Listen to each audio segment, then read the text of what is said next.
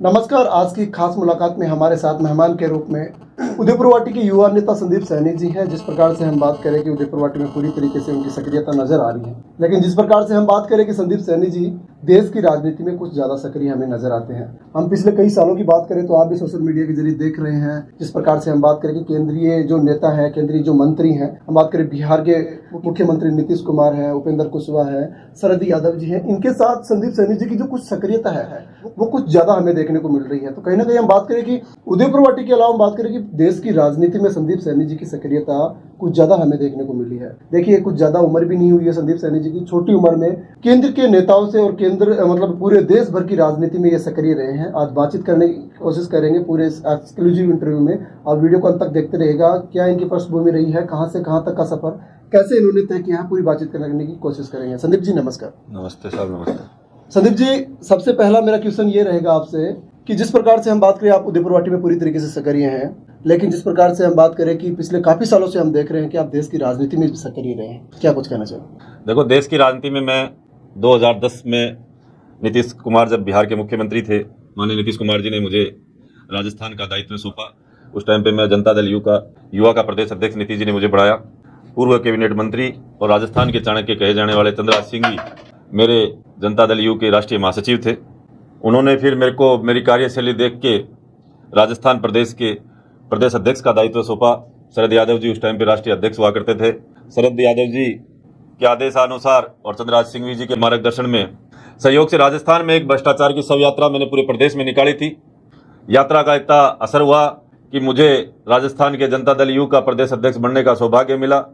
दिल्ली के constituency club में माननीय नीतीश कुमार जी की सभा में नीतीश जी ने मेरे उद्बोधन और मेरी कार्यशैली को देख के मुझे राजस्थान का प्रदेश अध्यक्ष नियुक्त किया। मेरे नेतृत्व में राजस्थान में भारतीय जनता पार्टी के गठबंधन से चुनाव हुआ।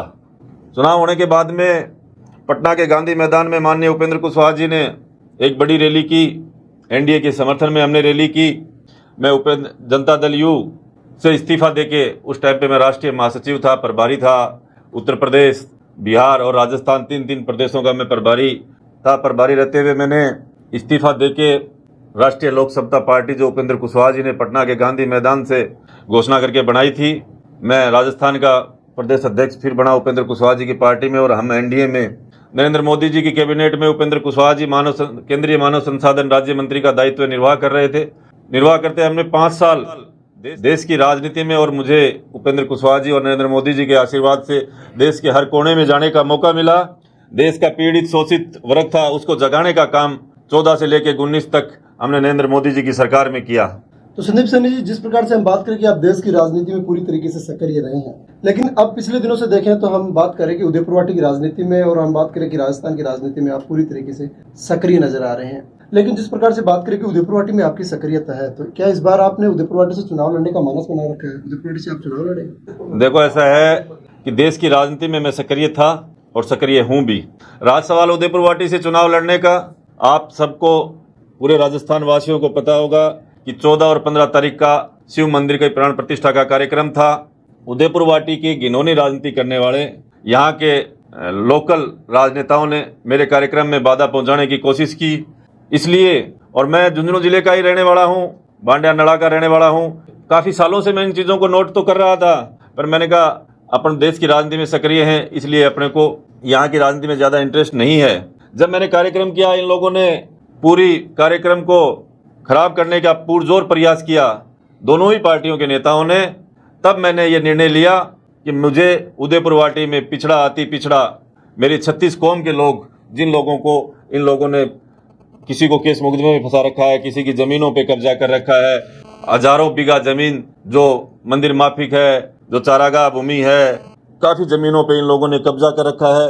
लोगों की रजिस्ट्री शुदा ज़मीनों पे कब्जा कर रखा है, अवैध खनिज करवा रहे हैं का व्यापार चला रखा है। जो काटली नदी, सब लोग राजस्थान के लोग जानते होंगे, काटली नदी के अंदर जो अवैध खनन पिछले कई सालों से ये लोग कर रहे हैं, जबकि माननीय सुप्रीम न्यायालय का उसके ऊपर स्टे है, उसके बावजूद भी ये लोग रोज उसमें अवैध खनन कर रहे हैं। इन गंभीर मुद्दों को देख के मुझे लगा कि यदि मैं किसी लायक हूं तो मुझे उदयपुर वाटी से विधानसभा चुनाव लड़ना चाहिए और इन लोगों को मुंह तोड़ जवाब देना चाहिए, क्योंकि आने वाली जो पीढ़ी है वो बहुत पीड़ित रहेगी, शोषित रहेगी। उन लोगों की हक और अधिकारों के लिए मुझे उदयपुरवाटी से चुनाव लड़ने का मैंने निर्णय लिया। मेरे साथियों ने निर्णय लिया कि अपने को इस बार उदयपुरवाटी से चुनाव लड़ना है और इन लोगों को यहाँ से भगाना है। मतलब बात ये रही कि मजबूरन आपको इन नेताओं ने मजबूर किया, जिस प्रकार से हम बात करें कि आपके जो धार्मिक कार्यक्रम में इन लोगों ने अड़चने पैदा की, उसको लेकर आप मजबूरी बस आपको चुनाव मैदान में आना पड़ा। बिल्कुल सर, बिल्कुल। लेकिन जिस प्रकार से हम देखें कि आपकी जो सक्रियता, हम बात करें कि जो माली महासंगम हुआ था उसमें भी आपने केशव प्रसाद मौर्य हैं, ओम बिरला है, उनके साथ आपकी सक्रियता और नज़दीकियाँ कुछ ज़्यादा देखने को मिल रही है। तो क्या इस बार हम देखें कि भारतीय जनता पार्टी के बैनर तले चुनाव लड़ा जाएगा? देखो ऐसा है, 2014 से लेके 2019 तक हम देश में उपेंद्र कुशवाहा जी के साथ मुझे काम करने का मौका मिला। उस वजह से चाहे माननीय ओम बिरला जी हों, उस समय ये सांसद थे, केशव प्रसाद मौर्य जी को तो मैं पिछले 15 साल से जानता हूं। जब भारतीय जनता पार्टी ने इनको टिकट दिया, ये पहला विधानसभा चुनाव हार गए थे, इनको लोकसभा का टिकट दिया। नरेंद्र मोदी जी के आशीर्वाद से और अपनी सक्रियता के कारण ये पहला लोकसभा चुनाव जीत के आए। यूपी का इलेक्शन हुआ, तब इनको सांसद रहते हुए प्रदेश अध्यक्ष बनाया गया। प्रदेश अध्यक्ष बनाने के बाद में इनको उप मुख्यमंत्री बनाया गया। केशव प्रसाद मौर्य जी रहे, ओम बिरला जी रहे, राजस्थान से होने के नाते, और ओम बिरला जी उस समय सांसद थे, माननीय उपेंद्र कुशवाहा जी उस समय केंद्रीय मानव संसाधन मंत्री थे। देश के भारतीय जनता पार्टी के माननीय मोदी जी की कैबिनेट में जितने भी मंत्री उस टाइम पे थे, सबसे मेरा अच्छा रिश्ता है। सभी लोगों से मेरा अच्छा रिश्ता है। मोदी जी की दूसरी गवर्नमेंट है, उसमें भी सभी लोगों से अच्छा रिश्ता है। मेरा रिश्ता केंद्र के सभी नेताओं से अच्छा है। तो इसका मतलब मैं एनडीए से चुनाव, भारतीय जनता पार्टी से चुनाव लड़ूंगा या किसी अन्य दल से चुनाव लड़ूंगा, वो मेरी व्यक्तिगत और मेरे कार्यकर्ताओं की जो पहली मांग होगी उसके अनुसार मैं निर्णय लूंगा। ये नहीं है, या आज आप तय नहीं कर सकते कि मैं भारतीय जनता पार्टी से या कांग्रेस से चुनाव लड़ूंगा। उदयपुरवाटी में आपकी सक्रियता है, किस प्रकार से देखते हैं? विकास हुआ उदयपुरवाटी में? हम बात करें उदयपुरवाटी की, आपने पूरे देश की राजनीति की है, लेकिन उदयपुरवाटी के परिप्रेक्ष्य में बात करें, क्योंकि आपने क्षेत्रीय चुनाव वर्तमान में। देखो, उदयपुरवाटी क्षेत्र चुनाव, इसका मैंने आपको बताया। रही बात कि उदयपुरवाटी के विकास की, यहाँ मैं आपको बता दूं कि 2016 के अंदर मेरे बांडिया नड़ा में मेन रोड से लेके 3 किलोमीटर की रोड, जिसमें 36 कौम के लोगों का निवास है, उनकी पैतृक जमीनें हैं, वहाँ मैंने मेरे पैसे से रोड बनानी शुरू की। यहाँ उस टाइम पे विधायक थे सुखकर्ण चौधरी जी, उन्होंने मेरे ऊपर राजकार्य बाधा का मुकदमा दर्ज कराया। उस टाइम पे मैंने सुखकर्ण चौधरी जी को कहा था कि ये जनहित का कार्य है, इसमें आप बाधा डालोगे तो भविष्य में जनता आपको कभी माफ नहीं करेगी। उसी टाइम पे मैंने कहा था, उसका परिणाम आपने देखा होगा कि सुखकर्ण चौधरी जी दोबारा एमएलए नहीं बन पाए। गलत काम कोई भी जनप्रतिनिधि करेगा तो ये उदयपुरवाटी की 36 कौम की जनता उसे कभी माफ नहीं करेगी। और मैं आपको याद दिला देता हूं कि 14 तारीख को कलश यात्रा थी, 15 तारीख को कार्यक्रम था मंदिर की मूर्ति स्थापना का। 15 तारीख को मैंने उदयपुरवाटी की 36 कौम के सामने ये कहा था कि वर्तमान मंत्री ने मेरे इस धर्म के धार्मिक कार्य में बाधा उत्पन्न की है, तो ये उदयपुरवाटी की 36 कौम उसे कभी माफ नहीं करेगी। और परिणाम मैं आज कहता हूं आपको, परिणाम आप देख लेना। राजेंद्र सिंह हुड्डा कभी भी उदयपुरवाटी का एमएलए बन ही नहीं सकता।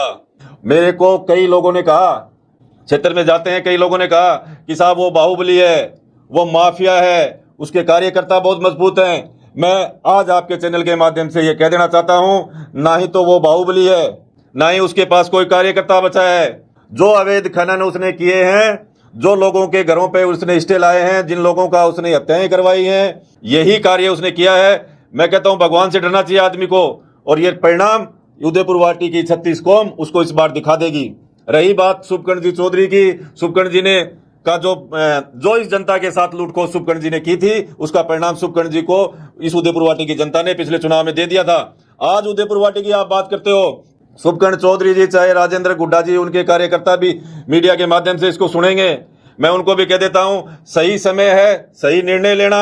सही निर्णय लेगो तो इस उदयपुरवाटी की 36 कौम आपको याद करेगी, और याद ही नहीं आपको दुआएं देगी कि भ्रष्ट माफिया लोगों से आपने उदयपुरवाटी को बचाया। क्या इस बार उदयपुरवाटी में बदलाव आएगा? निश्चित आएगा। उदयपुरवाटी में आप देख रहे होंगे कि चाहे कार्यक्रम संदीप सैनी करे, चाहे सुखकर्ण चौधरी जी करें, चाहे राजेंद्र सिंह हुड्डा जी करें, सभी के कार्यक्रम से अच्छा कार्यक्रम और अच्छा जनसैलाब संदीप सैनी के कार्यक्रमों में रहता है। मैं ये मेरे मुंह से कोई बढ़ाई नहीं कर रहा। जनता की जो भावना है, उदयपुरवाटी के 36 कौम के युवाओं की जो भावना है, वो भावना ये है कि हमें बदलाव चाहिए, और इस बार बदलाव निश्चित है, कोई भी नहीं रोक पाएगा।